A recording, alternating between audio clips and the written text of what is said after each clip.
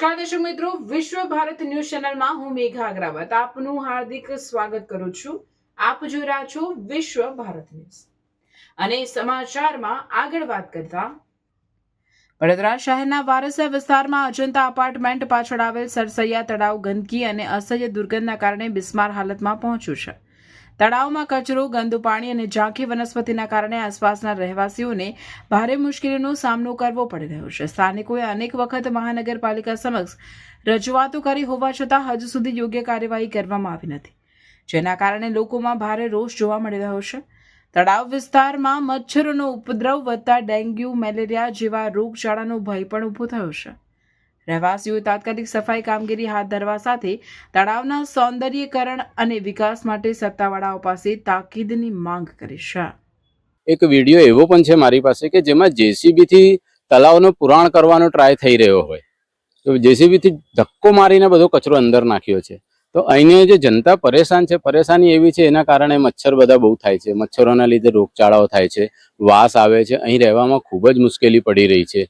જો કે જ્યારે અમે ગૂગલ દ્વારા કે બીજા ન્યૂઝ દ્વારા અમને માહિતી મળે છે કે 6 થી 7 કરોડ રૂપિયાનો બજેટ પાસ થયો છે, તો 7 કરોડ રૂપિયાનો બજેટ કઈ ગયો?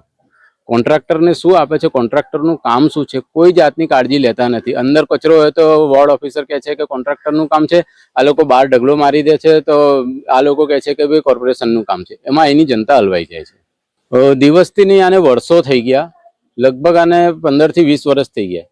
આજથી 20 વર્ષ પહેલા આ તળાવની સ્થિતિ એવી હતી કે લોકો અહીં કપડાં ધોતા હતા, વાસણ ઘસવા પાણી યુઝ કરતા હતા। આનો પાણી ખૂબ જ યુઝફુલ હતો ને અમે નાના હતા ત્યારે આમાં સ્નાન કરતા હતા, પણ છેલ્લા 20 થી 25 વર્ષથી એવી સ્થિતિ થઈ ગઈ છે કે એમાં હાથ પણ નહીં નાખી શકતા આપણે। અને આ ગાયકવાડી તળાવ છે, ગાયકવાડના સમયનો છે અને આ આસ્થાનો કેન્દ્ર છે। તમે પાછળ પણ મારી જોઈ શકતા હશો, ઋષિકુલ આશ્રમ છે, મગર સ્વામી આશ્રમ છે, અષ્ટભુજી દુર્ગાનું મંદિર છે, શંકરજીનું મંદિર છે।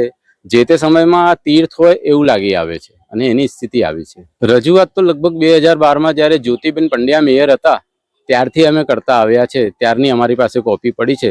દર મહિને 2 મહિને રજૂઆત થાય છે, પણ આ જાડી ચામડીના જે અધિકારીઓ છે અને જે બીજેપીના નેતાઓ ચૂંટાઈને આવે છે, કોઈ કશું કરતું નથી। શીતલ મિસ્ત્રી જેવા જે અમારા ચેરમેન છે એમને પણ વારંવાર રજૂઆત કરેલી છે, પણ એ ધ્યાનમાં લેતા નથી। જ્યારે શીતલ મિસ્ત્રી જીતીને આવ્યા હતા 4 વર્ષ પહેલા, તો સૌથી પહેલો રાઉન્ડ આ તળાવનો જ હતો, અમે એમને બોલાયા હતા અને આવ્યા હતા ત્યારે ચેરમેનમાં એ હિતેન્દ્રભાઈ પટેલ હતા, એમને પણ આશ્વાસન આપ્યું, પણ કશું થયું નથી। બીજો તો એવો સંદેશ આપવા માંગીશ કે આ જનતાની પ્રોપર્ટી છે, જલ હી જીવન હે। આની અંદરનું જે પાણી છે તે ખૂબ જ ઉપયોગી છે।